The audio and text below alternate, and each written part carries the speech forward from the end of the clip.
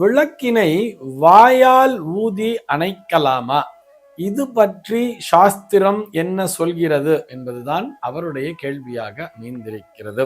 அவருக்கு நேரடியாக விடையளிக்க வேண்டும் என்று சொன்னால், விளக்கினை சர்வ நிச்சயமாக வாயால் ஊதி அணைக்க கூடாது.